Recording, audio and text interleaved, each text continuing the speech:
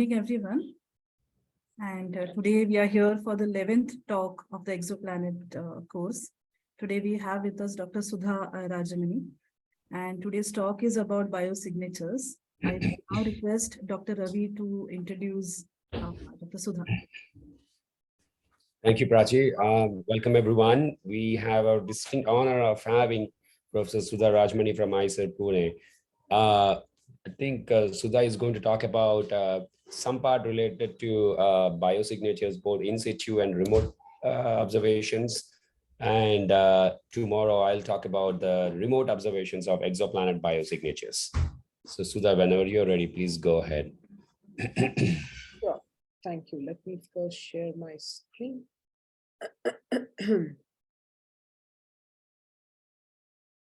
So give me a second. Yeah, there we go.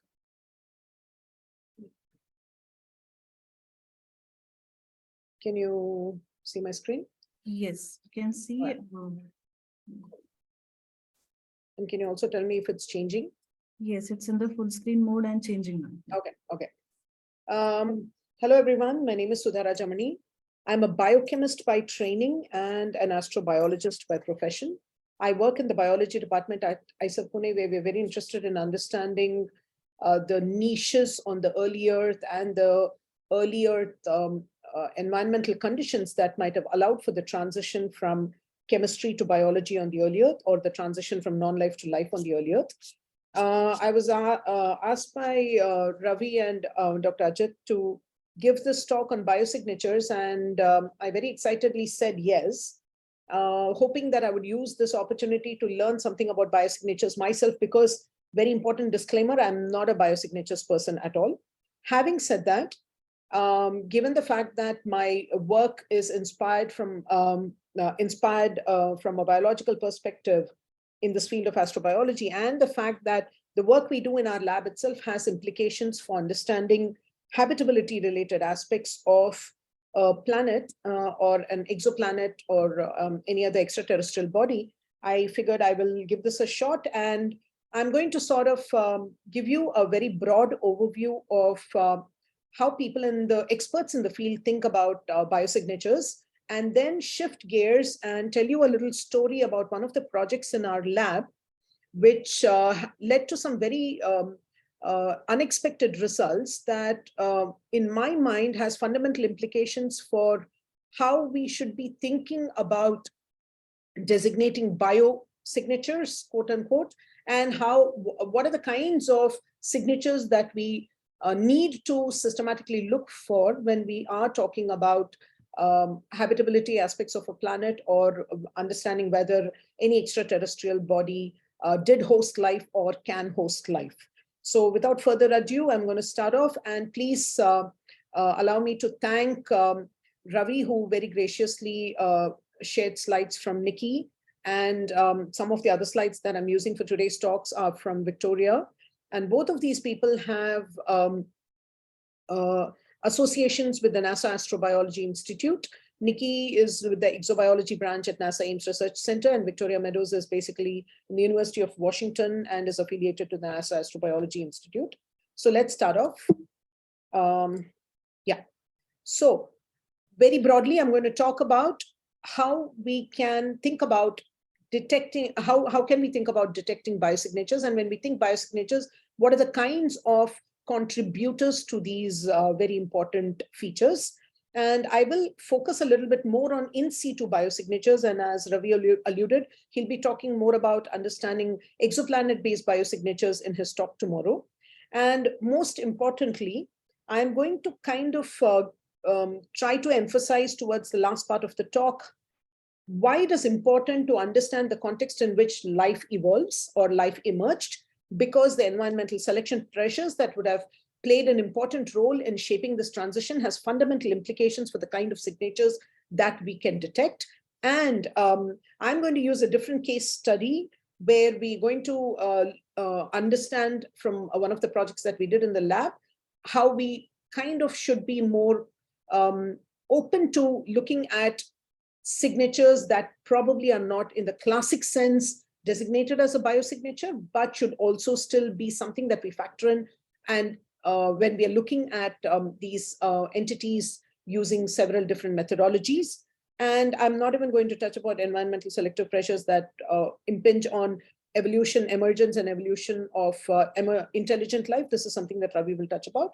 And I will finish off with just telling you about some of the means that are used now to detect these signatures in the field. So biosignature, most importantly, the definition, right? It's essentially a chemical entity that is made of a whole bunch of atoms that we see in life today, CHNOPS. So it consists of this entity or the structure that can result from these entities, or the kinds of patterns that can emerge due to the interaction of these entities, or an ensemble mix of all these aforementioned aspects that essentially gives us a clue of whether an extraterrestrial body that we're looking at could have hosted life or is capable of hosting life, or if there is presence of life on that particular body. And very important to remember that there are already a whole bunch of consortia and groups that are and centers that are looking systematically at some of these things for the last couple of decades. Enfold essentially is the Center for Life Detection. And there is this Life Detection Knowledge Base, which is an online resource that is readily available that talks extensively about some of the ways in which people try to understand biosignatures, what are the various molecules that people look for, so on and so forth. When we talk about biosignatures, one of the important things to sort of keep in mind is we are trying to look for these signatures on extraterrestrial bodies that we think of as being habitable. So what do we mean by habitable? When we say an extraterrestrial body is capable of being habitable, we are talking essentially about fundamental parameters that physicochemical parameters that defines this particular extraterrestrial body that can essentially support life. And when I say life, please understand that life is not just about what we see under physiologically ambient conditions of 37 degrees C and pH 7, right? Life, especially microbiological life, has pretty much taken over any niche that you can think about on the planet. And I'll touch upon this later in the second half of the talk. And hence, when we think about life, we're talking about life as is supported in all different extremes of pH, temperature, high salt concentration, so on and so forth. One of the very important habitability signatures of an extraterrestrial body, of an exoplanet, essentially is its capability to maintain liquid water on a surface. Yeah. And please understand that just because it has these signatures of habitability, which is presence of carbon dioxide, presence of liquid water, it doesn't necessarily mean automatically that that particular space is inhabited. So always the signs of habitability are not supposed to be directly equated to voila, there's life there. Nevertheless, it is the first important set of parameters that to look for when we are looking for, when we are sort of thinking about missions that either sort of send landers or flyby missions to look for biosignatures on that body, or if we are looking for it from remote sensing, using remote sensing apparatus. So recognizing habitable planets, this is something more in detail that Ravi is going to talk about tomorrow. So we'll very quickly gloss over this. Basically, just like Earth is considered to be in this habitable zone around its parent star, that is the sun, this Goldilocks zone, a star is typically in a habitable zone in relation to the parent star.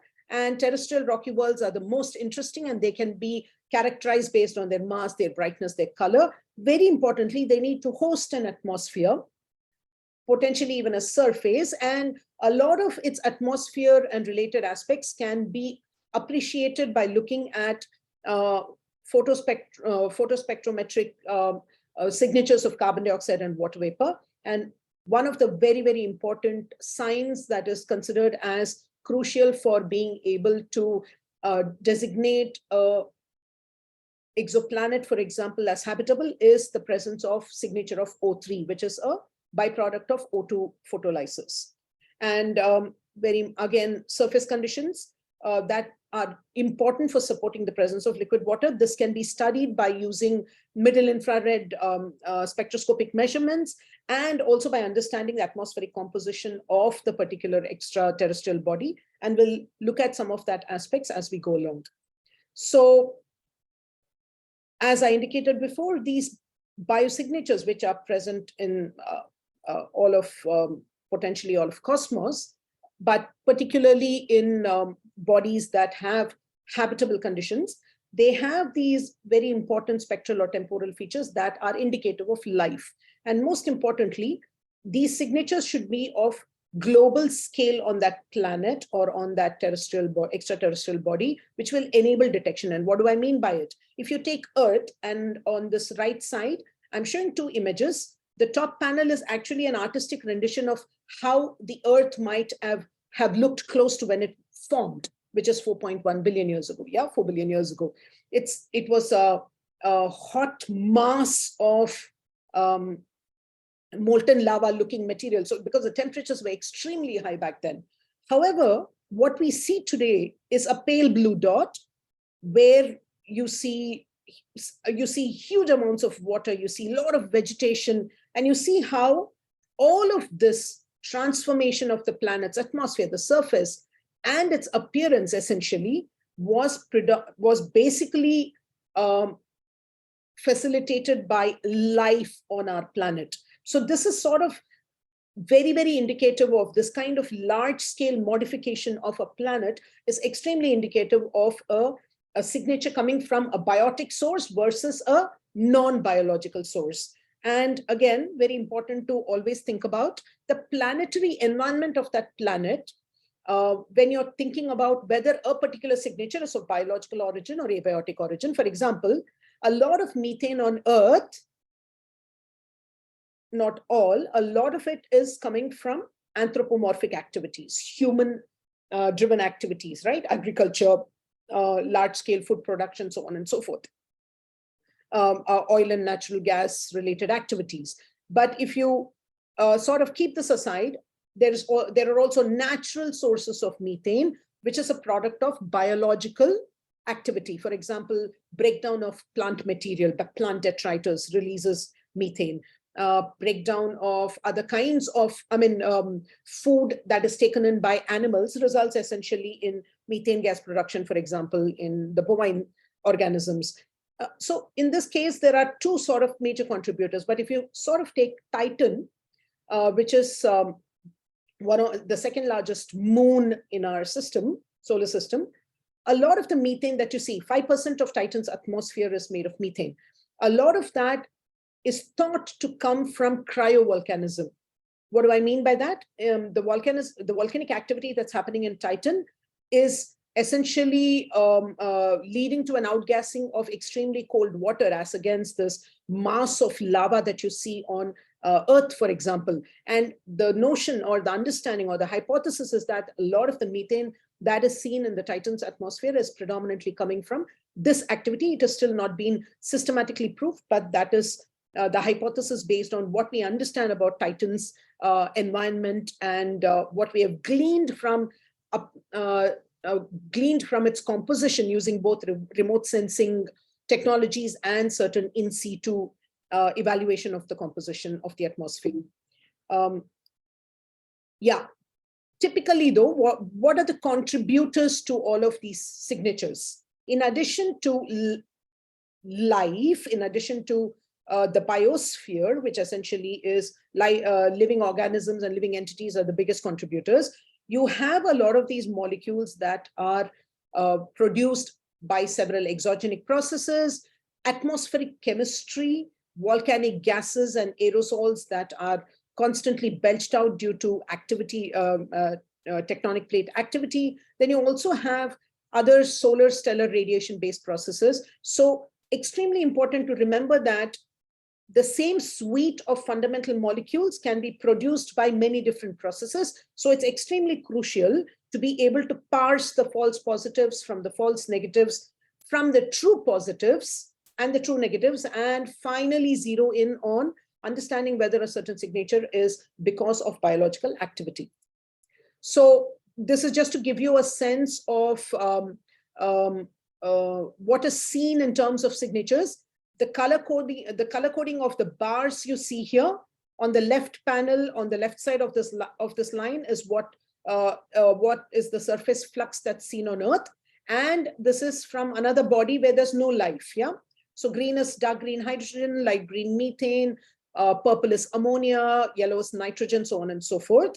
So if you actually look at the two sets of these two data sets, it's extremely clear that where there is life, there is presence of certain gases in the atmosphere, which is otherwise not found in a body where there is no biological activity. So these kinds of experiments where you have prior understanding of the planetary history, of the various of the atmospheric composition of these bodies that are interesting to you, actually allows for very systematic planning of missions, that both remote sensing missions and in situ missions, that allow for more effective detection of biosignatures. For example, if you have oxygen, you can actually have other reducing gases like methane and so on when there is oxygen. So combinations of signatures are extremely crucial to finally make a very conclusive decision of whether the signature that you're seeing coming off of one of these IR spectrophotometers or X-ray spectrophotometers or visible spectrophotometers that you use, combination of signatures is used to systematically come about with, there are lots of metrics, not going to get into details about that. Probably it will be covered by some of the others in the next few talks, but it allows one to, in a very stepwise serial manner, be able to designate whether a certain signature of a gas that you see, for example, is coming because of biological activity or not.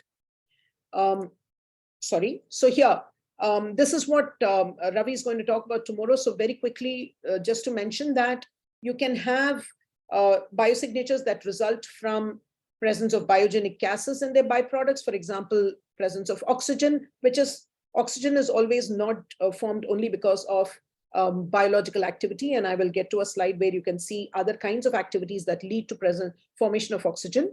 But one of the most important contributors of oxygen on early Earth is thought to have been the process by which oxygenation happened on the early Earth, which is a result of photosynthesis. And that was driven by cyanobacteria and related microbial entities that are thought to have populated the Earth almost close to 3.8 billion years ago.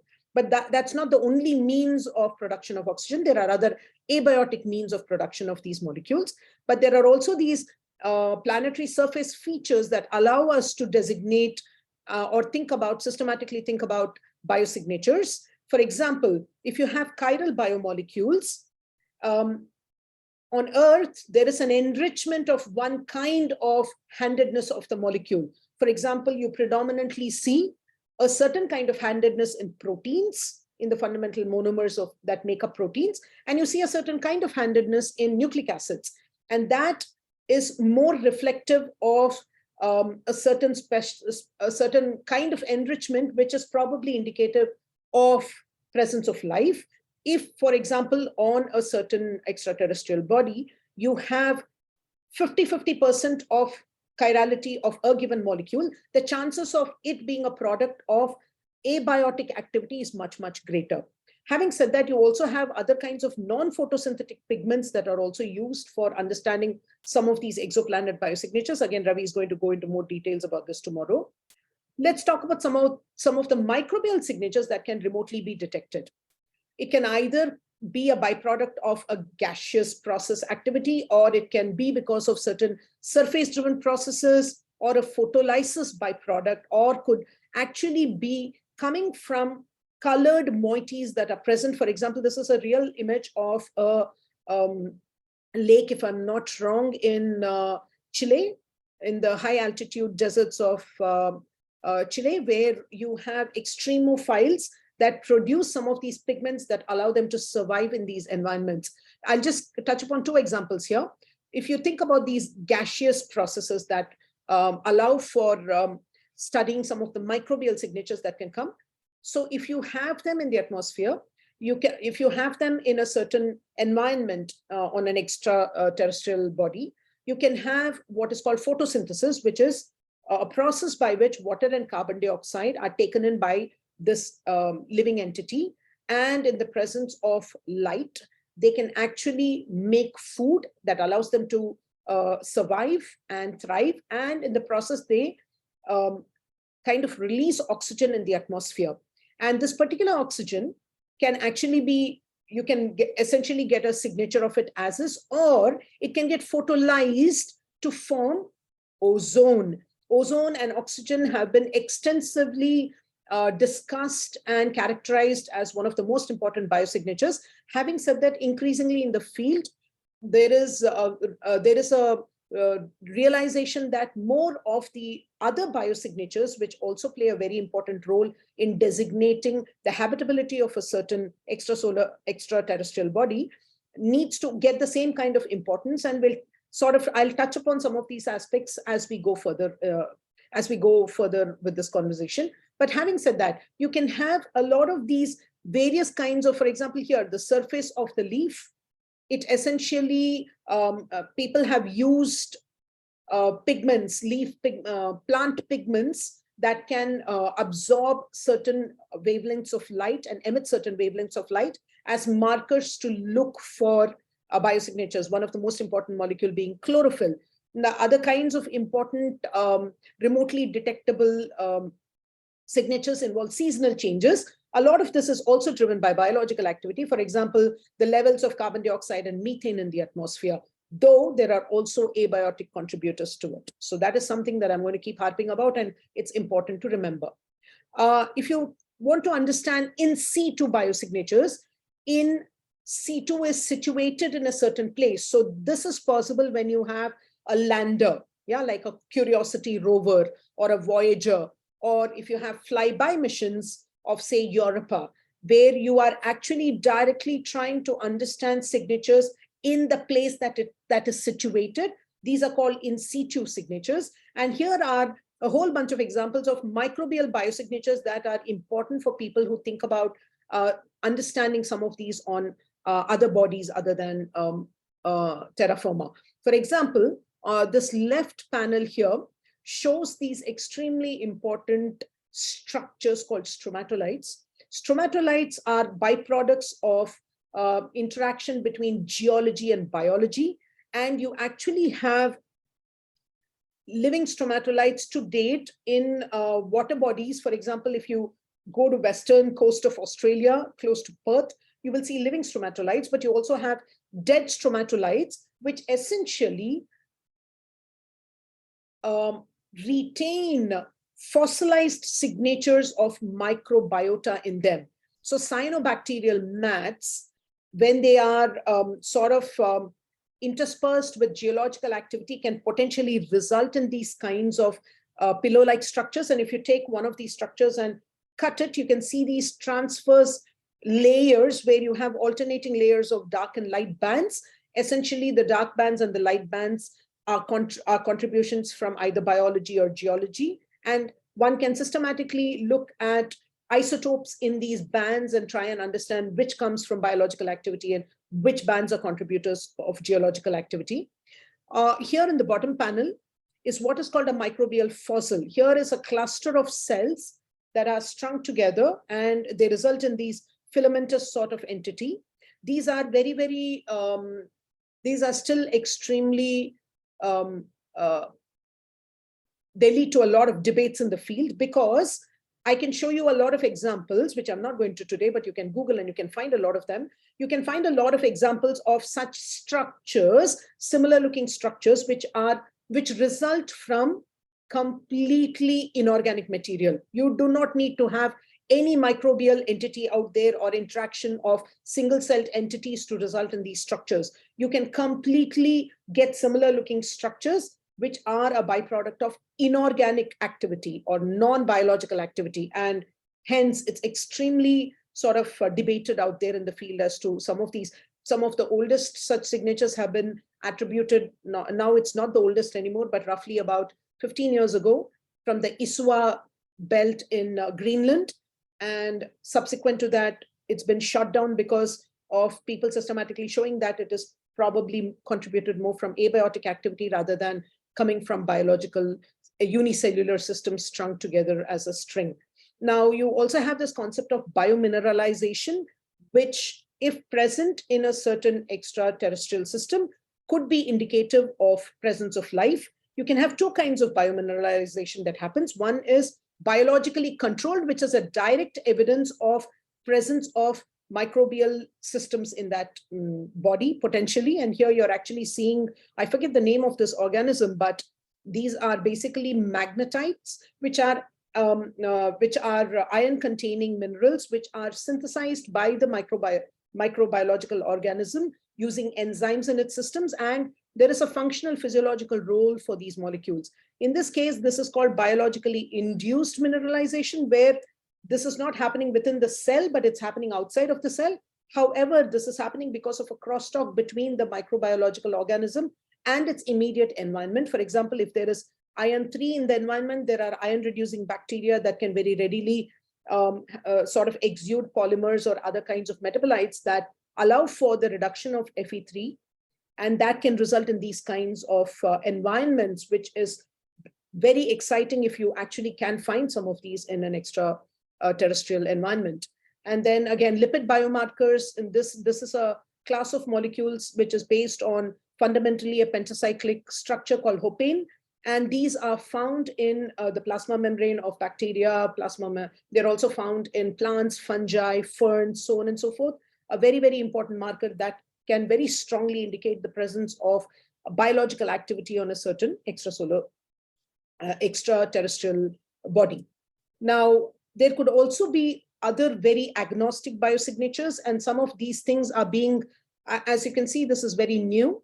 And we still are trying to understand the non-terran biosignatures, but one of the important examples here that's being talked about is nucleic acids. What nucleic acids can do is they can, because of the charge in their backbone, they can actually bind to, they can interact with surfaces. They can interact with, for example, minerals where there are interfacial ions that are oppositely charged, like a sodium ion or a potassium ion, and they could potentially be present. You have, for example, in Mars, there are these mineral deposits which are essentially a smectite family of clays, and these clays can very readily, they have been shown in laboratory experiments to be swelling clays, to montmorillonite is one of them, to very readily result in the formation of nucleic acids via abiotic means, no enzymes, just totally driven by chemistry. So if similar processes did happen, say, for example, in Mars, I'm going to use that as an example, one can actually think about using new techniques like nanopore sequencing, which is a very, very cool technology that evolved in the last couple of decades that has actually that has been flown to the International Space Station, where they're trying to do some of the fundamental experiments to try and understand if you can collect some of the, for example, gaseous samples out there from right outside the International Space Station and do nanopore sequencing on it and look for anything that might remotely look like nucleic acids, for example. And typically in this technique, you have a solid state nanopore or a membranous structure which has a pore, and you can pass current through it by applying typically like how you would in physics facilitate flow of current. And if you now have a charged electrolyte, for example, like a nucleic acid, when it passes through this pore, it's going to temporarily impede the current. And what is ultra cool is based on the fundamental chemical nature of the monomer that is entering the pore, you actually have different kinds of signatures that you get as an output. And that particular output can allow you to determine the sequence of the polyelectrolyte, in this case, nucleic acid, for example. So this is a very, very cool new thing that is actually being tested extensively. And very soon we should probably having it on one of the ExoMars rover or something like that. I'm not very clear, but it's happening. It's going to be going on one of the soon to be deployed rovers by NASA or IISER. And one other way to think about assigning a signature to the category of biosignatures is to try and understand the complexity index of that particular molecule. Extremely simple molecules are thought to very readily form in the interstellar medium. And when I say this, I'm oversimplifying what is happening, right? The interstellar medium, where there is a lot of interesting chemistry that is possible, has essentially led to the formation of a lot of biologically relevant monomers, which essentially can ride through meteorites and comets and are thought to have been exogenously delivered onto the planet on the early Earth, in addition to having interesting niches and environments that can also allow for this synthesis on Earth's terrestrial environment itself. But having said this, some of the more complex molecules require certain conditions that are not very readily found in every part of the solar system and beyond. You need certain specific environmental conditions for it to become more complex in its nature. For example, look at all of life, right? Fundamentally made of cells. Zoom into cells. They are made of what are called biopolymers. You zoom into the biopolymers, it's essentially fundamentally smaller chemical units, which is a conglomeration of atoms. So you can see that where biology is happening, there is already a complexity, huge increase in complexity in the chemical space.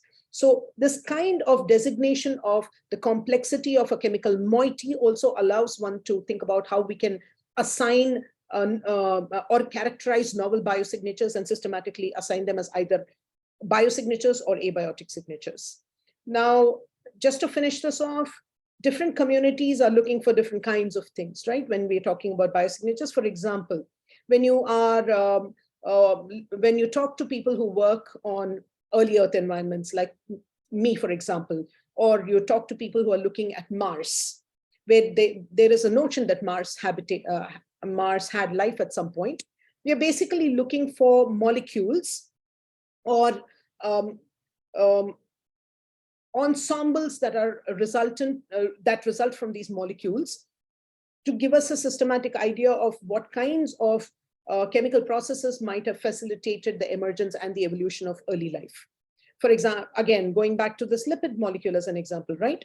This is only possible typically if you have a biological entity already present and it has an enzymatic process that can synthesize this.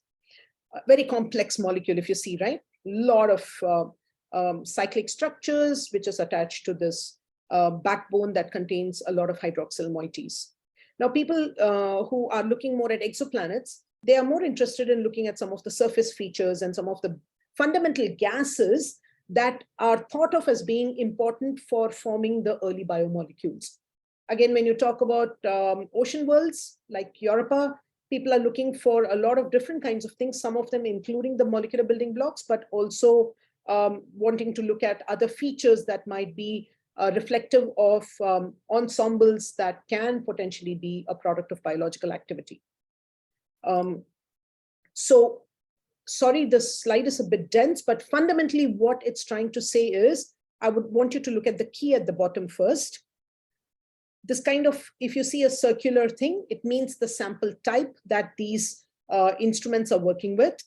This pink bar means the kind of sample prep that goes into getting the sample ready for analysis to designate it as a biosignature or not. The blue bar here indicates the separation technique that was used to designate or characterize this molecule. A lot of these techniques involve mass spectrometric analysis, wherein you need to ionize a molecule to be able to more efficiently separate it. So there are various kinds of ionization techniques. I'm not going to go into the details of it, but suffice to say that this particular pink bar is what represents the ionization technique that was used. And yellow horizontal bar is the detection technique. And finally, the kinds of instruments that have been used. And some of these have already been demonstrated to be space flight friendly. And these kinds of molecular structures are essentially polar amino acids. This here indicates volatile organic compounds, so on and so forth. So let's just look at some things here. So if you had, for example, a gaseous molecule to begin with, one can use what is called gas chromatography technique to be able to characterize it, wherein you can use something called electron ionization. High beam, very high energy beam of electrons are used to ionize this sample, which has probably a mix of molecules. And then you have a detection system. In this case, it is going to detect the molecule based on its mass by charge ratio, because every time you ionize a molecule, each molecule, depending upon the number of ionizable groups, can have multiple charges. And you can use what is called an M/Z ratio to designate the molecule. And there are a good different instruments that have used some of these techniques to either do remote detection of such, understand remote detection of such samples, or they have actually gone, for example, Sherlock that's mentioned here is currently one of the instruments which is on Mars, which is using a few different suites of techniques to characterize molecules. For example, a lot of the techniques in the past involved the use of X-ray spectroscopy. When I say X-ray, it's high energy, right? High energy wavelength. But more recently, Raman spectroscopy and fluorescence spectroscopy have come into play big time, not just independently, but combination thereof. And Sherlock, for example, uses both these spectrophotometers in it to systematically classify the molecules that it is looking at. It could either be a solid sample, or it could be a gaseous sample or a liquid sample. And there are multiple ways in which these samples are processed to sort of make the subspecies of components in that sample more amenable for detection. For example, in a gas chromatography, you typically can detect volatiles, and different molecules have different volatility, and that allows them to differentially get separated using this particular technique, which allows for very, very nice characterization of volatiles. But for example, if you have a solid sample, you first have to extract the contents of that material out into organic phase or aqueous phase, depending upon the solubility of the various molecules. And then you could use different kinds of separation techniques. For example, liquid chromatography allows you to separate molecules based on various kinds of parameters: their charge, their size, their preference for interaction with another partner, so on and so forth. And again, a lot of different kinds of instruments have used different variations or combinations thereof of these techniques to be able to systematically detect molecules or try and characterize molecules or as biosignatures or not. And one very important thing to please keep in mind, that whenever I'm talking about, for example, let's take a gas chromatography instrument, a laboratory instrument that is present here right across my office, a few floors below, is actually 50 kgs in weight, a tabletop instrumentation, right? So the second you're talking about doing in situ measurements, for example, on Mars, putting it on a rover which is going up to Mars, or using it in a flyby mission like Cassini aircraft, what you need to do is to miniaturize it. So this concept of miniaturizing something that is of a certain size and certain weight, after miniaturization, to be able to get the same kind of sensitivity and signal to noise ratio is completely non-trivial. This is one of the rate limiting steps that exists in the field when it comes to designing extremely high-end instrumentation that allows us to parse molecules to a very, very fine sort of extent. Yeah. Please understand that in the last several decades, we have technologically evolved in this matter by leaps and bounds, but there is still a lot of room for improvement. And this is something that one of the subsequent speakers is going to touch about in their talk in the next few days. Again, a very dense slide, but just to suffice to say that all the way from Apollo 15 and 16, yeah, in 1971, to what we're seeing now, which is your Perseverance rover, which is on Mars, you've had a lot of interesting instrumentations that have gone either as landers or flyby missions to be able to characterize molecules using various techniques. In this case, the mass filter involves a quadrupole mass filter, which just allows for very fine resolution of molecules, or you can use a time of flight resolving entity which allows you to resolve molecules based on their sizes, various different resolutions, right, depending upon the sensitivity of the instrument. But this is something that's been happening for several decades now, and the instrumentation is just getting better and better and better to be able to resolve some of these signatures to very, very fine details, up to parts per billion. If you have even a molecule in parts per billion amounts, some of these instrumentations are able to detect them. So it's just amazing the kind of improvement that's happened, that's allowed the biosignature detection and characterization to become a much more effective process now. And this is just to leave you with some images of what is possible when you change the instrumentation. Here on the right side, you're basically looking at Titan, right?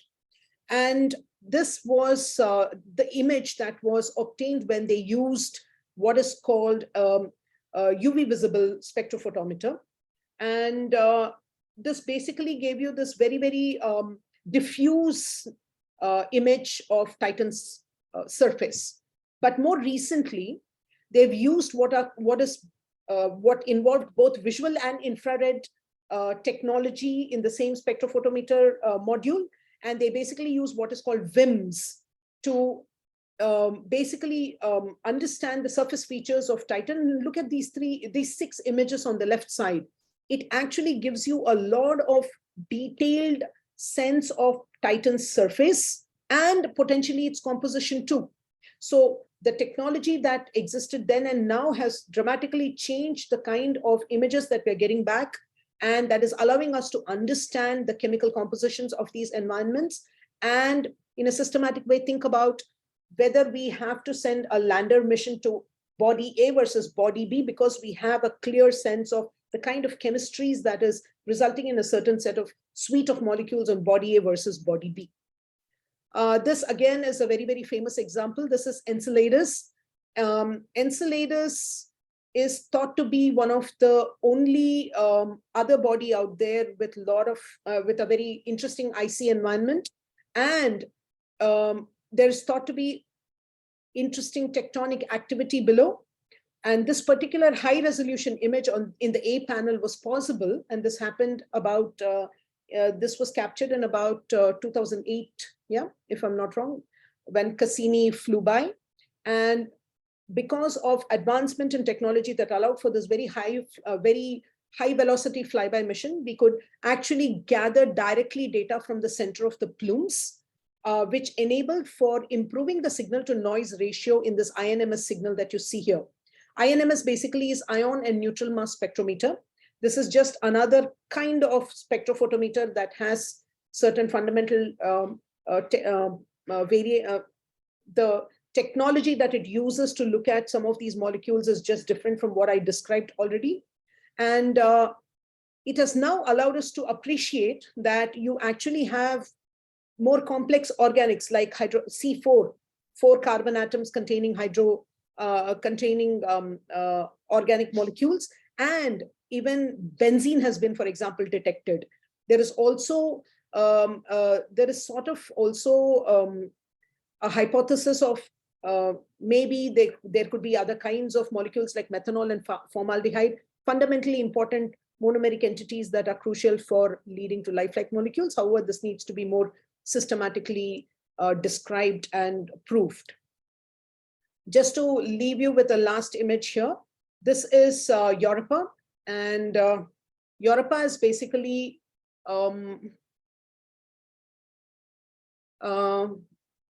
in this particular image, what you're looking at is in the bottom panel, you see these long markings here, which are either light colored or dark colored. These are called linea, and these linear cracks, which show some color variations, it's coming from different geological features where there is presence of ice or absence of ice.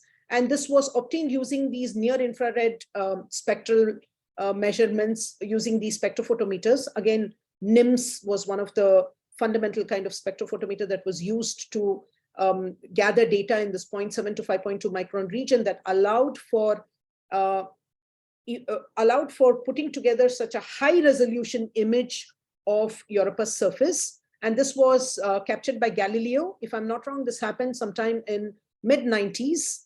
And yeah, a lot of the NIMS kind of spectrophotometers allow for you to understand whether you actually have water in the environment. Do you have hydrated versions of minerals made of magnesium or sodium or calcium in the environment? And all of these are important to get a sense of whether that particular extraterrestrial environment is habitable or not. So I will stop with this part here and quickly switch to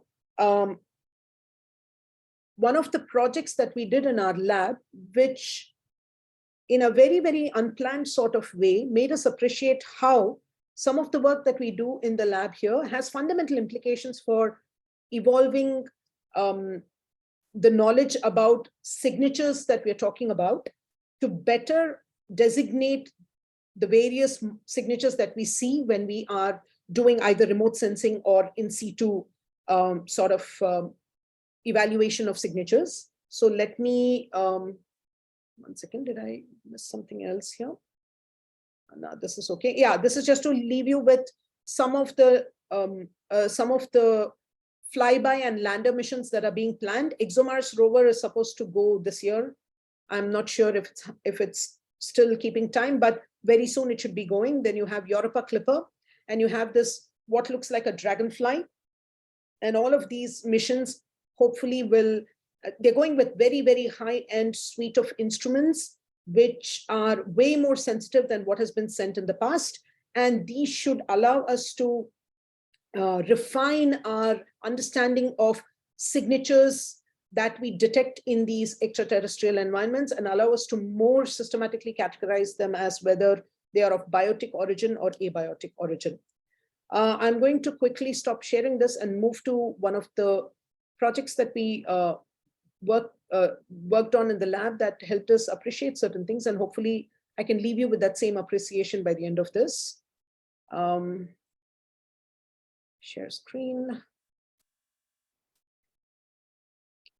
Can you see this? Yeah, we can see that. Yeah, okay. So very quickly, IISER Pune Biology Department is where we are situated, and we are about 11 years old, and we are the chemical origins of life lab because we are fundamentally interested in understanding the transition from non-life to life on the early Earth. So whatever experiments we're doing it roughly the timelines that inspire us are in billions of years, as against what happens in other labs where already they're working after life is thought to have emerged, which is much more recent than, I mean, microbial life is thought to have happened, cyanobacterial kind of life is thought to have happened almost 3.8 billion years ago, but the ones which are more tangible and understandable to us are closer to 2.5 billion years.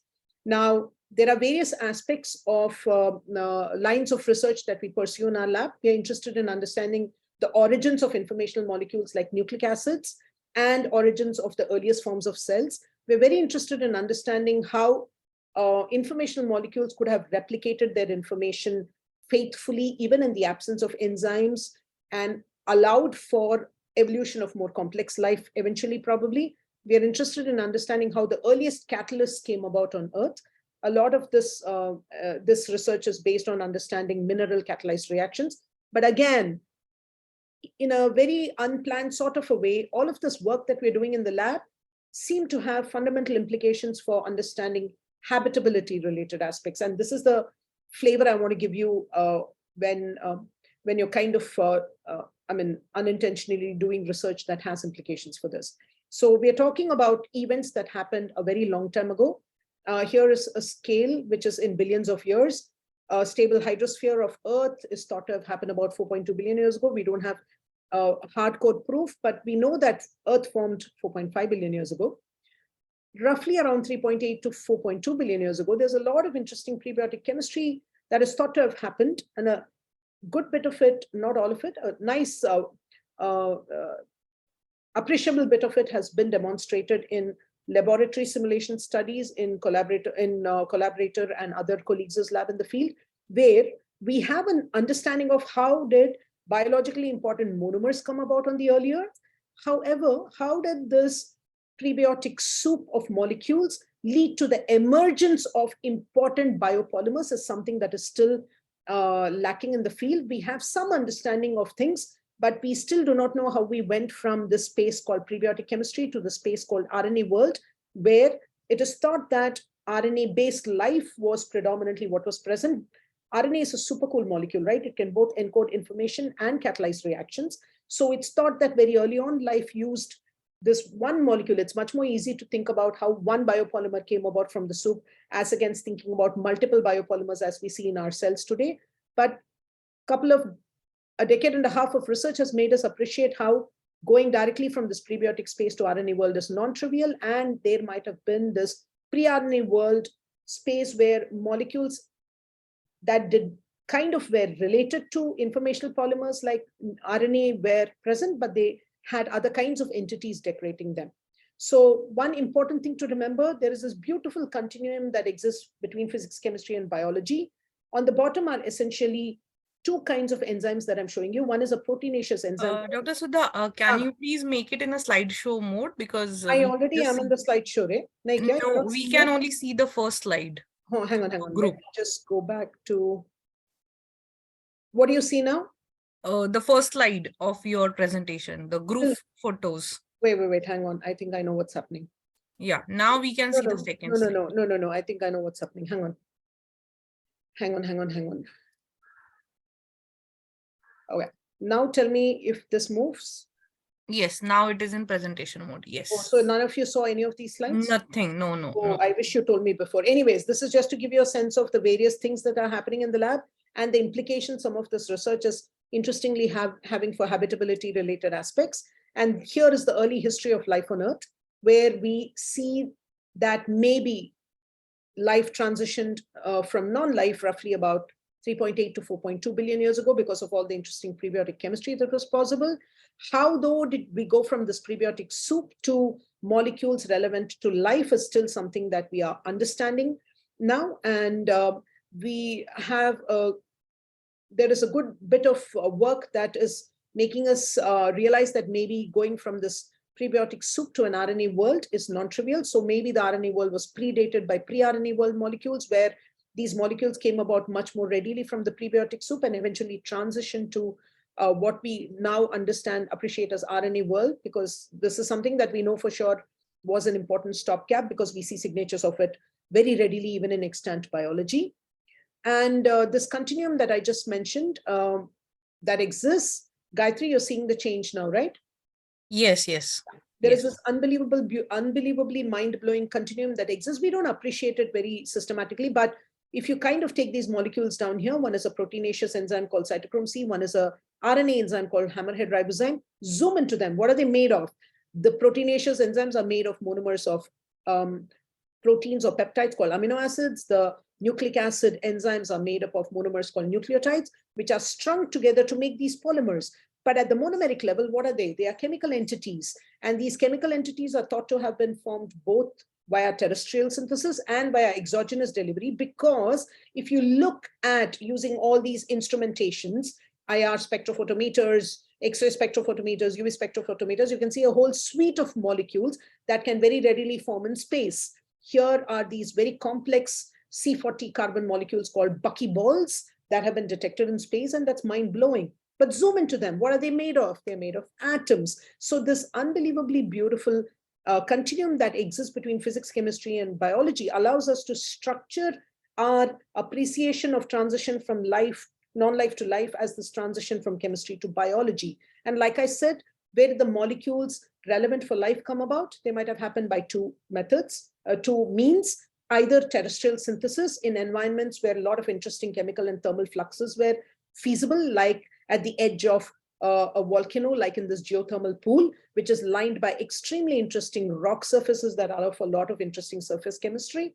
Or like in the interstellar medium, there's already great chemistry happening. Some of those molecules many of those molecules could have readily rode meteorites and comets that are thought to have fallen on Earth, just as they fall even today. But back then it's thought to have happened in a very concentrated period, bringing in a lot of these interesting organics onto terra firma. So you can have all of these fundamental monomers reasonably readily available on the early Earth. And that is thought to have led the crosstalk between these molecules to result in polymers, and their crosstalk with another biologically relevant molecule is thought to have led to the formation of something which is the least common denominator of all these various living beings that have been depicted here: Nelson Mandela, T-Rex, mushrooms, giant sequoias, a huge catfish, unicellular entity. What is that least common denominator? Cells. And this is something that many biology students would have seen, just to say that even the simplest of cells, which are prokaryotes, are just super complex. They are made up of so many different subcellular entities and have these flagella and have the cell wall. It's just mind-boggling to think that you could directly have something like this come about from the prebiotic soup. And this is what I said I'll touch upon in the second half of the talk, which is second part of the talk, which is that these unicellular entities, which we disregard as unicellular entities, are super cool. They are way more cooler than you and me. They can resist extremely high UV environments. They can live in extremely hot environments, cold environments, or they can tolerate super high amounts of salt where you and I will cease to exist. So when you think about life elsewhere, it's extremely crucial to remember that we are not talking about life under ambient conditions, but like we are able to have this conversation because, yeah, my physiological temperature is 37 degrees C, the pH inside is ambient and temperatures are great. And yeah, maximum, the divergence is from somewhere between 0 and 40.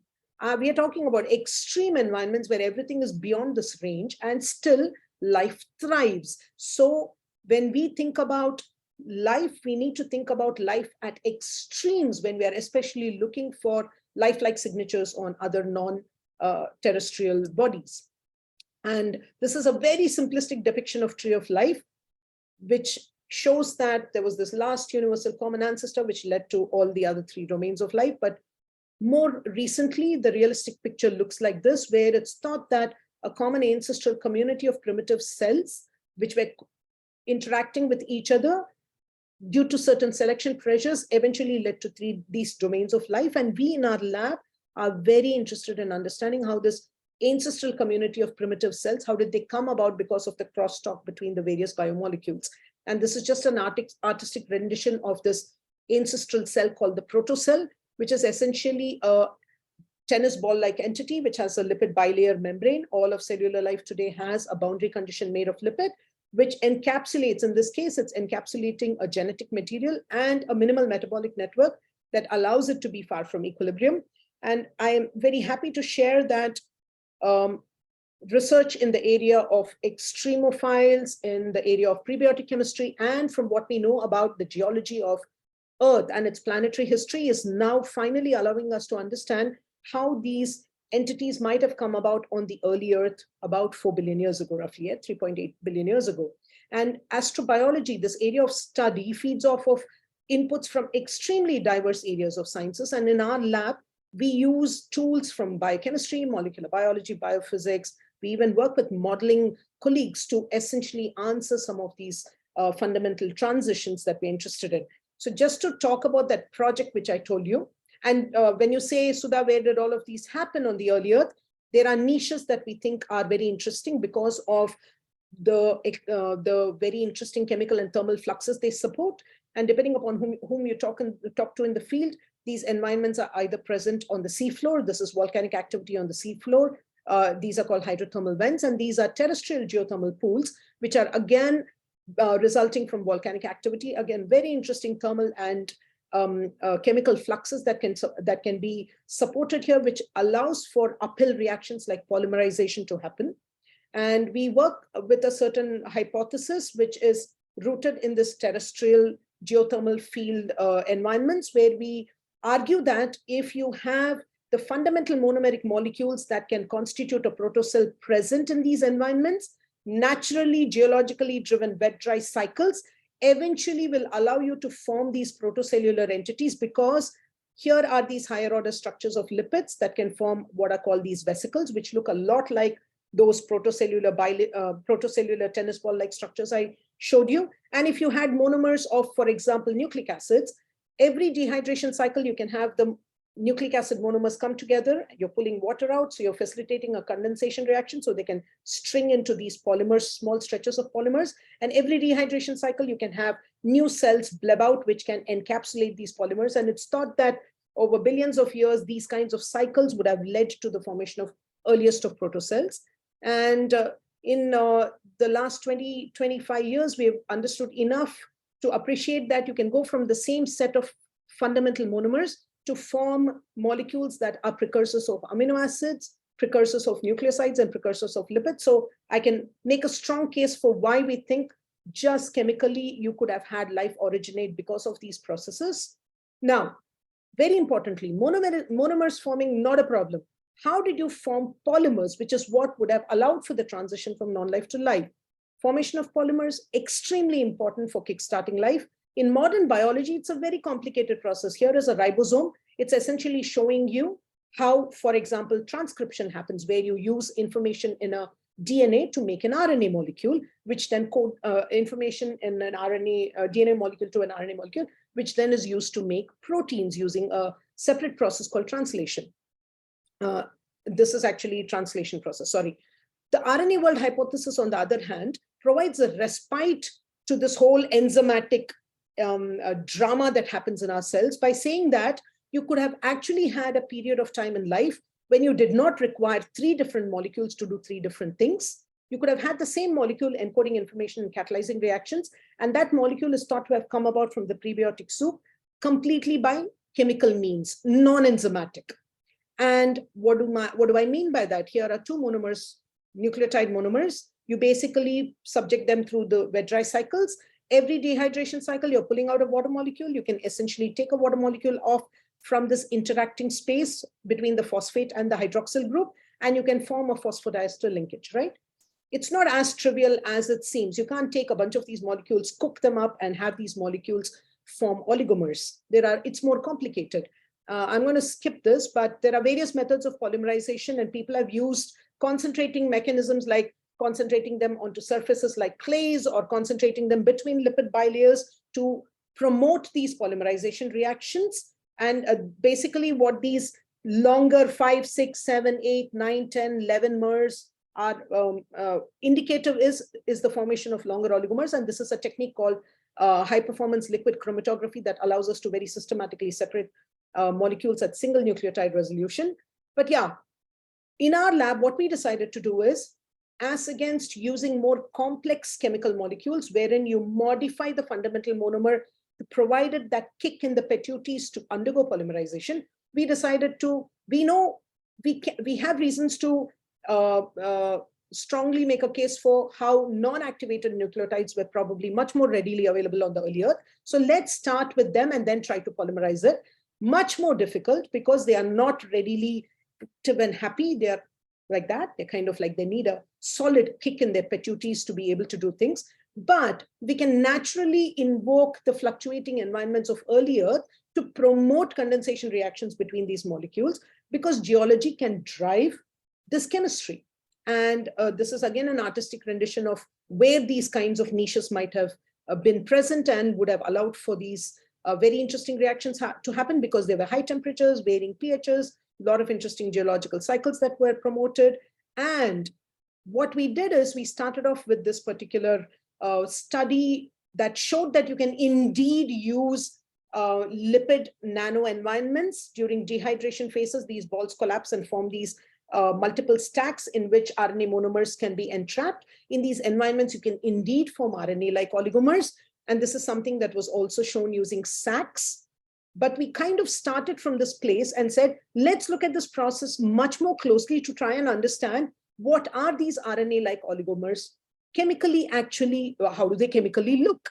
And when we did that, we also wanted to standardize the reaction conditions to maximize this oligomerization. So we played around with a whole bunch of parameters, pH, the acids that we require to acidify the backbone. If you do not have acidic conditions, you will not have polymerization of the backbone. And I can talk about why that is the case later, but we played around with the kind of lipids, the monomers, the drying time. And what we saw was very interesting, that in order to maximize yields, you need to zero in on a whole bunch of these conditions. And this is the prebiotic simulator that we used. I know you wanted to think of this as a volcanic geothermal pool, and we can simulate a volcanic geothermal pool just by using a hot plate and by rigging it to introduce different kinds of gases and solutions.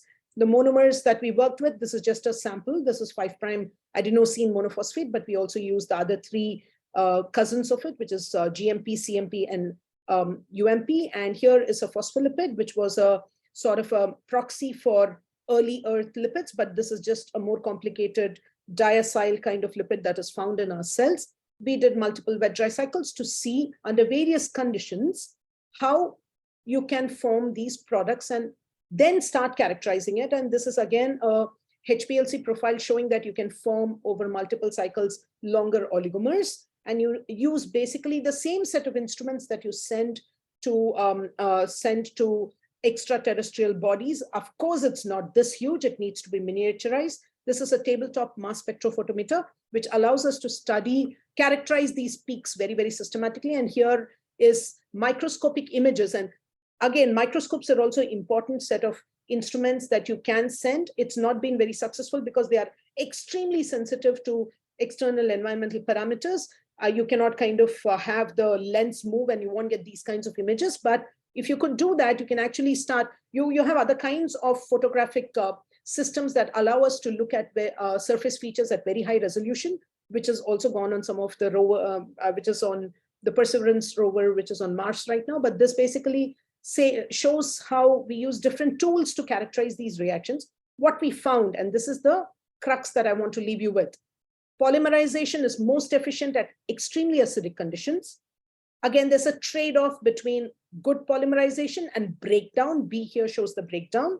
We tinkered with the acids to see which acid facilitated the most number of peaks. Sulfuric acid was the best because it's a very good condensing agent. We played around with the temperatures. I'll not go into details, but we figured out a whole suite of these conditions. And what we saw is that not only AMP oligomerized into higher oligomers, GMP, UMP, CMP, all of them readily oligomerized, but the purines seem to do better than the pyrimidines. And when you have a mix of them, it still worked. Of course, you had breakdown, but you also had oligomerization. Great. Now, when we zoomed into looking at these peaks, what we found out was this. We basically saw that these growing oligomers, and I'm showing here only the dimers, we have gone up to 4, 5-mers, pentamers. What is happening is you're forming what are called abasic dimers, where you have this nucleobase intact only on one of the sugars, whereas in the other case, it's gone. So the informational moiety is gone. So this is important to keep in mind when you are evolving a whole suite of signatures to look for on an extraterrestrial body when you're looking for life. If I find one such signature, not just of this dimer, but a much longer polymer with no informational molecules, should I disregard it? My argument is no, you shouldn't disregard it because it's probably telling you that there is a process of transition of chemistry to biology happening on that body, which essentially means you could potentially have life emerging on it in the next several, whatever number of years, which means you could target it for future lander missions where you can systematically look for biosignatures. So this is what I wanted to leave you with, where I'm saying that some of the research that you do inadvertently has other kinds of implications. And in our case, this is basically your Perseverance rover, and it's got this whole suite of instrumentation, right? Different things can do different things are out there for different reasons, but essentially you want to get the elemental composition of the surface of Mars. You want to get the mineralogy and figure out the organic composition of the crater, Jezero crater, where it's landed. You also want to get the features and the topography, very high-end resolution cameras there to understand these things. So the hope is that between the fundamental research happening in our kind of labs, where you evolve this whole suite of molecules that you want to systematically look for, and the technology that is required for miniaturizing some of this very high-end techniques like mass spectrometry and other variations of mass spectrometry that allow for systematic characterization of molecule, The hope is that very soon we will probably be able to systematically confirm whether, for example, Mars hosted life in the past, in its distant past, or if there are other exoplanets, for example, in the outside of our solar system or outside of our solar system, which could potentially harbor life or does harbor life. Tomorrow, Ravi is going to also talk about what are called technosignatures, which is an even more complicated version, and he will get into details of that. But for now, I will stop with this, and I will be happy to take your questions.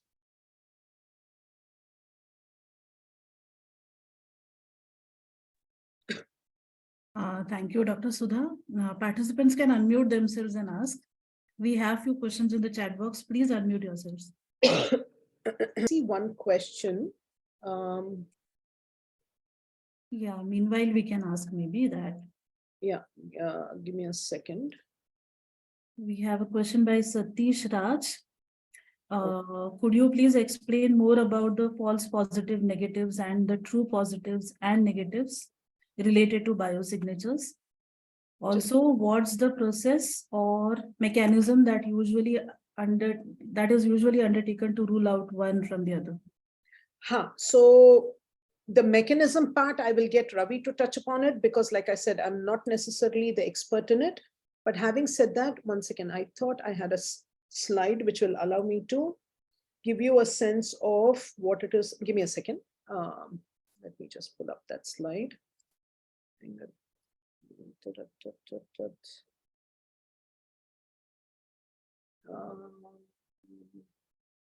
Should be in the combined one. Why don't I see it? I think I lost it, but give me 1 sec. Let me just use this to partially answer this question. Zoom, share screen, share. Are you able to see this? Yes. Yes. Yeah. So the potential false positive mechanisms for oxygen, I'm going to use this as an example to sort of address your question. Yeah. So if you kind of are looking for signatures of oxygen on Earth, you're just not going to find oxygen signatures. You're also going to find the photolysis byproduct of oxygen, which is O3, ozone. You're also going to be able to detect water, in addition to the greenhouse gases, which are carbon dioxide and methane. What you will not be able to detect is carbon monoxide. If you keep this in mind, let's look at this panel where we are looking at habitable carbon dioxide rich M-dwarf planets, where you're going to be able to detect molecules like carbon monoxide and carbon dioxide. The second you see carbon dioxide, you're like, whoa, possibly life, right? Coming from a process that will, it's a carbon dioxide signature is an indicator for habitability of a certain body. But the second you see carbon monoxide, red flag goes up.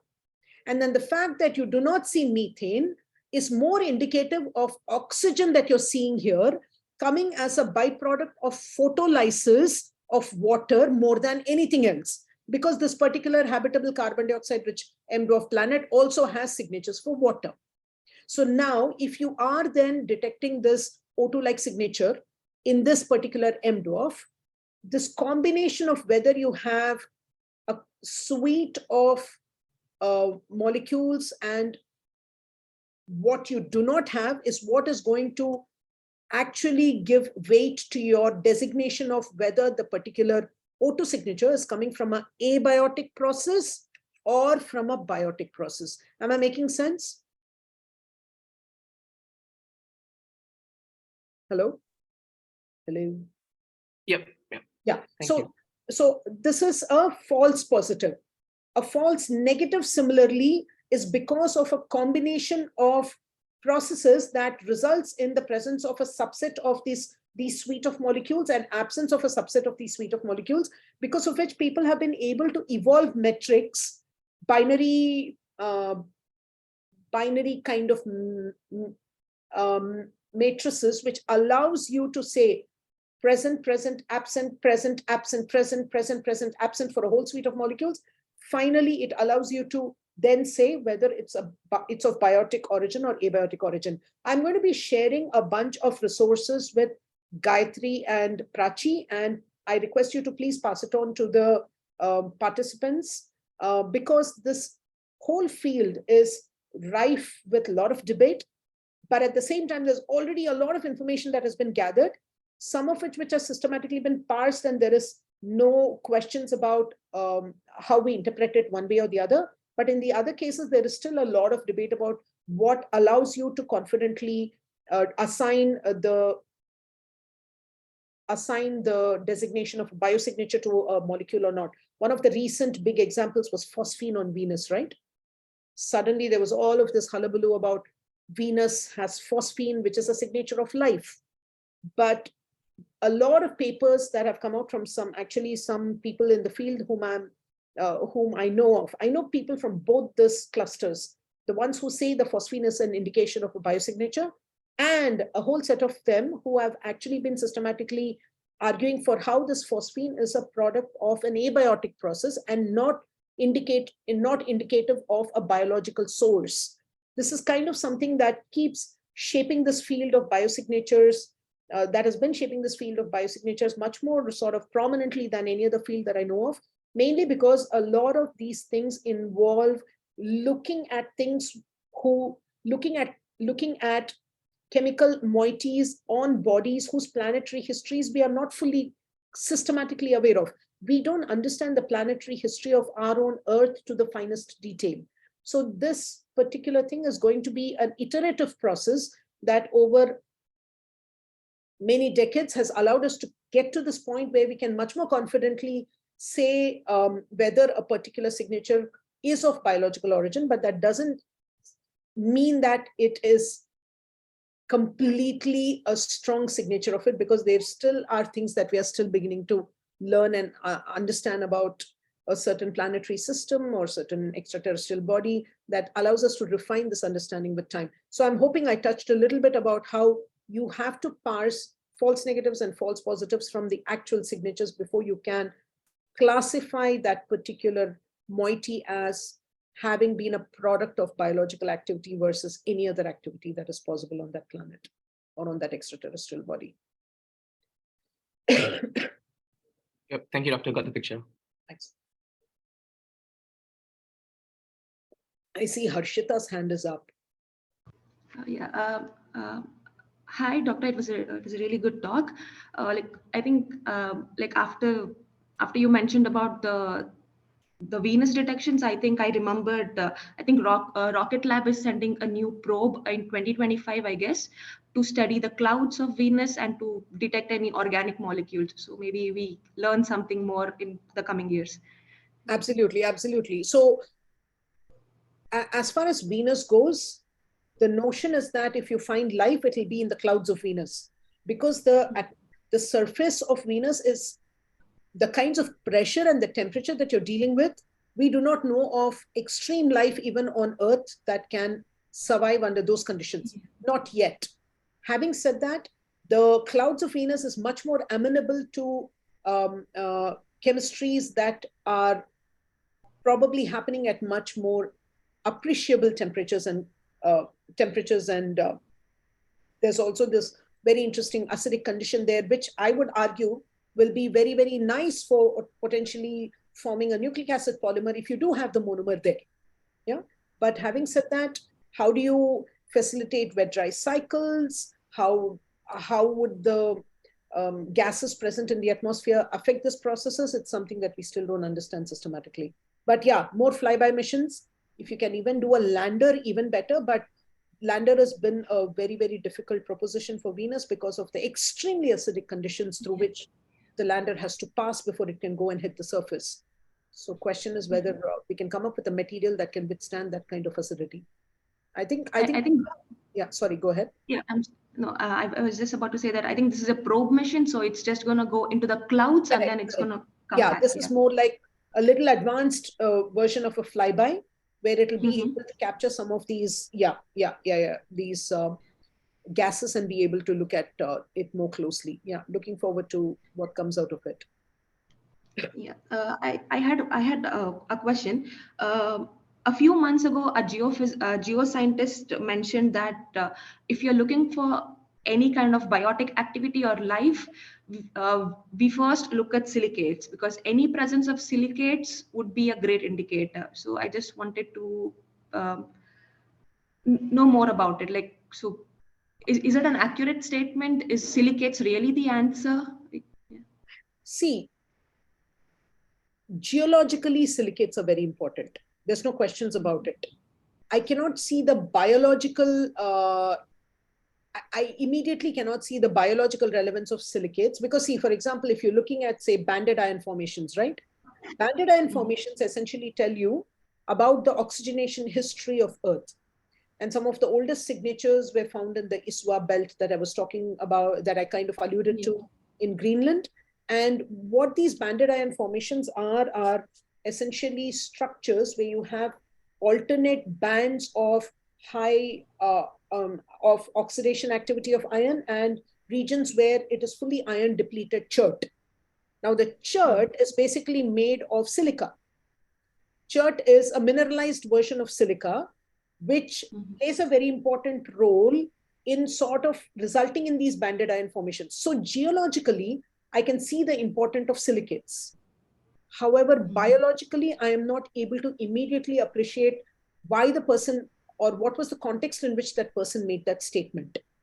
So yeah, sorry, again, if you mail me the name of the geologist, maybe I'll be able to come up with a sort of a hand-wavy answer that will at least come from a place of knowing the context a little better. Yeah, I think it was loosely based on Mars, because it was a workshop on mostly geoplanetary sciences, and we were talking about Mars, and then he just mentioned that silicates is a good indicator, but yeah, but I might have misunderstood it on some level. No, it might be possible, because I would say, for example, I would say if you let's again take Mars, right? You have these clays like Montmorillonite, and that to me is a much more exciting signature, mainly because these, again, these are silicate clays. Maybe he's coming from there. Okay, now I get it. Maybe he's coming from there. These phyllosilicate clays, some of these swelling kind of clays, provide very interesting microscopic spaces where potential polymerization reactions can be facilitated. And this has been shown systematically in labs. We've used Montmorillonite clays of a few kinds. We have been able to decorate it with different kinds of positively charged ions and show that it can allow for oligomerization of what are called activated RNA monomers. And you can form up to 70 to 100 mer RNA molecule nucleic acid stretches, which are in the regime of those kinds of RNA molecules that could evolve some kind of a catalytic function. So in that sense, maybe the indirect implication is their presence is indicative of potential surface chemistry that is useful for life's emergence. Maybe it came from that place. I do not know. Yeah.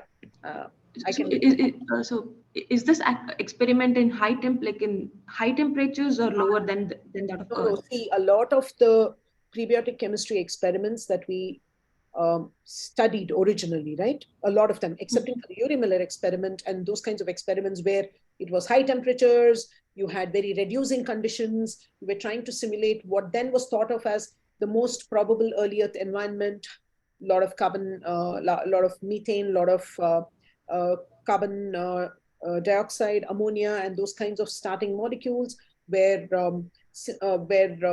sort of dissolved in a simulated prebiotic ocean, essentially water, and high temperatures were used to essentially result in the formation of gases that was put through this contraption where tungsten electrodes were used to simulate high energy lightning, which was probably very readily possible on the early Earth, lightning, UV, high UV, which are good sources of energy. And they then condensed the gases that came out of that contraption and started looking at it to understand what kind of molecules did you form as a result of this process, right? So those were done under what I would call as more high temperature and extremish conditions. But a lot of the subsequent research, which has allowed us to understand how do you go from monomers of RNA to polymers of RNA, how do you form peptides from amino acids, how do you assemble lipid-like molecules into vesicular structures, all of these predominantly have been looked at very ambient conditions, not at high temperature and more acidic or extreme kind of conditions. Some of the experiments that we in our lab do, and a few other people in the world are now increasingly appreciating the importance of where you simulate wet-dry cycles. Wet-dry cycles are only possible at higher temperatures, 90 degrees and above.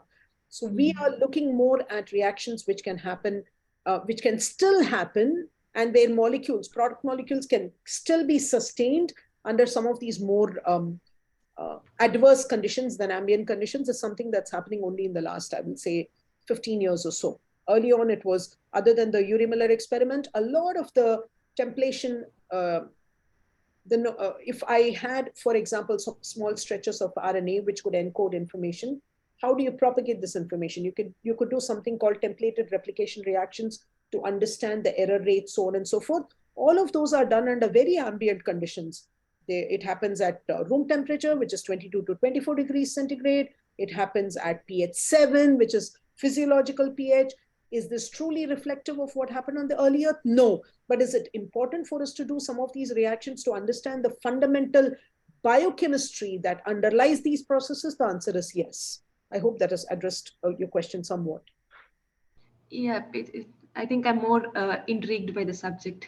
Say that again. I think it piqued my interest much more. Yeah. I see, I see. Yeah. We can talk more about it separately if you wish. Yeah, sure. Thank you.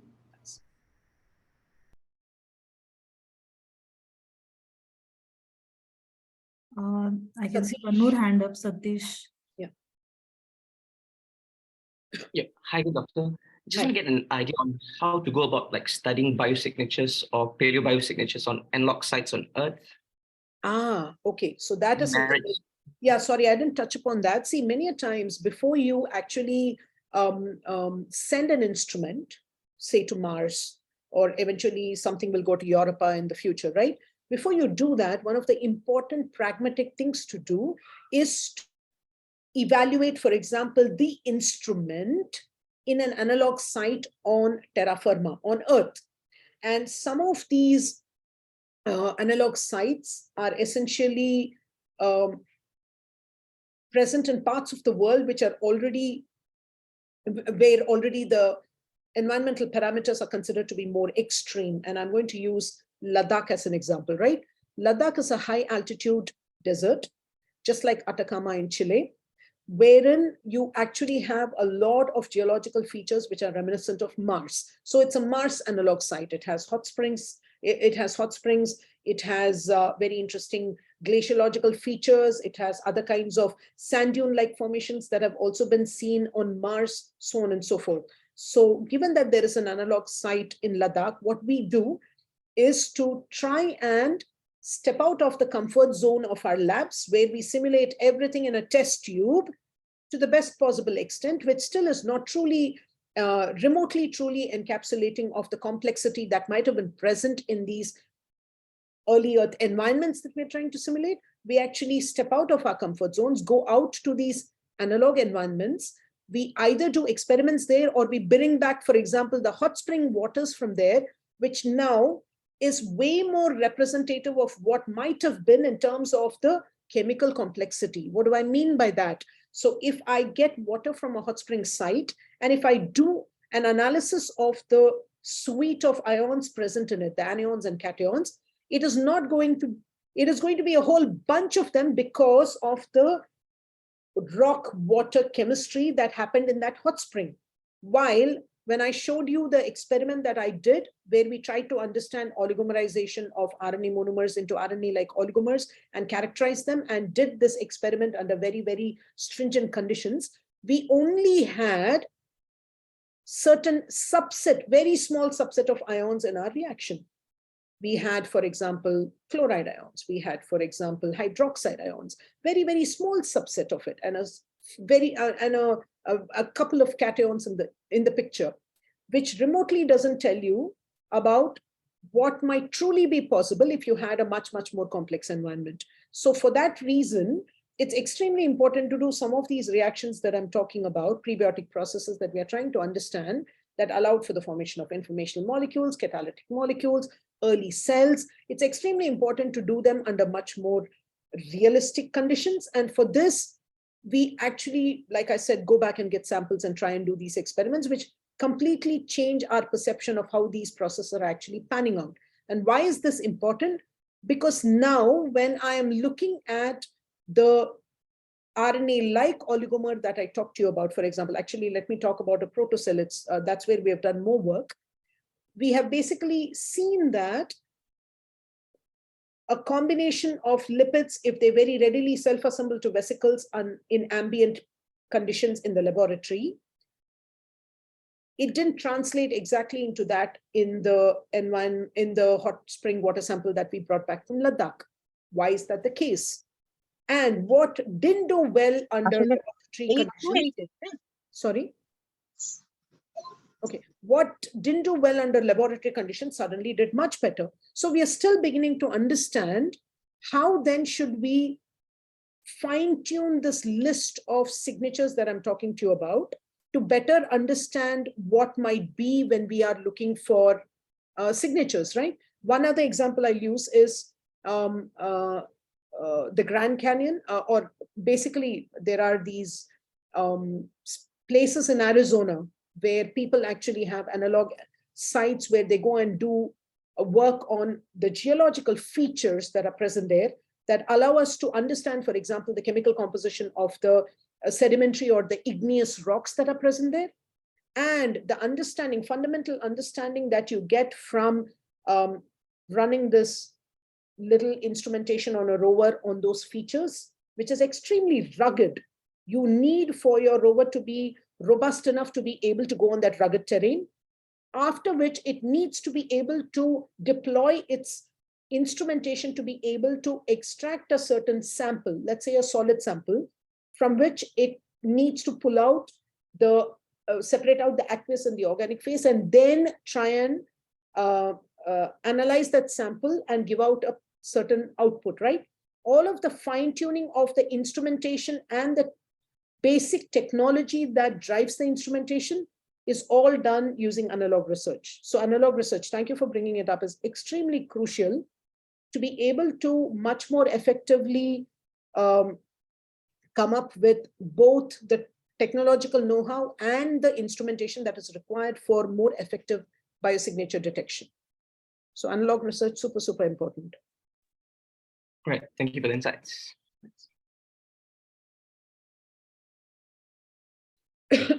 So just to say, 2006, we went out to Ladakh for the first time. We otherwise are very, very comfortable doing laboratory research. We never did any kind of field work prior to that. I did postdoc with a mentor in the US who used to do field work, but I was never a part of it. So to be able to go out in the field and try and actually appreciate the landscape that is present in the vicinity of the hot spring and to bring back the samples and do experiments here, so on and so forth, has completely opened up our eyes to the, we in the lab talk a lot about prebiotic heterogeneity and what it means for processes. So especially for that particular thing, it's really been super important for us to go out into the field and come back. But what also happened during the 2006 expedition is that there were these 3 colleagues who came from Oslo, who actually were testing out a contraption which has now gone on one of the ESA missions. So this testing that happened in 2006 was extremely important for them to refine their instrumentation to a point where it could do a much better job right now on the rover that it's gone with. Or I think it's going on the ExoMars 2022 rover. I don't know when that's going to be deployed, but I think it's going on that. So these it was fascinating to watch them work in the field and take that understanding to refine their instrumentation, which then eventually is actually soon going to be deployed out on an extraterrestrial system to systematically gather data. So yeah, just wanted to share that. Okay, we have a question by Vandana. So she's asking that, can you please share how AI can be employed in this field for its advancements? What kind of problems can be solved and how can one get useful data? Again, way out of my depth here, but Vandana, I can tell you one thing, right? A lot of these remote sensing equipments which are looking out into the space, or even for that matter, your James Webb telescope, which is looking out into certain regions of the space and collecting this vast amounts of data, AI is fundamentally important for being able to effectively understand this data because of the training that one can, one basically, the training that the AI allows with regards to processing the data that allows for more effective interpretation of that data. So if you look at some of the remote sensing instruments output, it's a zoo of peaks. I unfortunately do not have an example, but to you and me, it's going to look like noise, complete noise. And within that zoo of peaks and noise, you're zeroing in on a certain wavelength where you already know, because of experiments that you've done systematically in the lab, that your water has this kind of a Raman signature, your carbon, a carbonyl group has this kind of a signature, your carboxylic acid group has this kind of a signature. So you actually are wearing blinders and you're systematically looking for those signatures and are saying, voila, I found the signature, so great, this is present there. But then I ask, what about that whole bunch of other peaks that you have no clue about?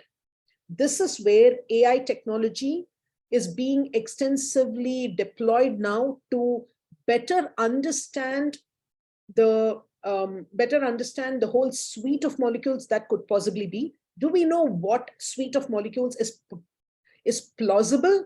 The answer is no. But with every little understanding that we're gathering, can we basically use AI technology to refine some of these softwares that we're using for interpretation of data to a point where we can actually better understand more of the elemental composition of these signatures? The answer is yes. How can one get useful data? I don't know. It's an iterative process. It's happening. It's getting better. But again, way out of my depth here to say anything more other than how AI can be useful to interpret useful data still from the mess that we get as that we acquire as data currently. Thank you so much. If you come across any good paper, please share. That will be really a good thing to read. Thank you so much. In regards to this AI, is it? I'll do my best. I haven't looked for this very systematically, but I do know of some people who are actually working in this area, so I can more targetedly look and share. But for starters, I will send out a whole bunch of reading resources to Gayatri and Prachi, and you guys can forward it to them, please, to the participants. Yeah, sure.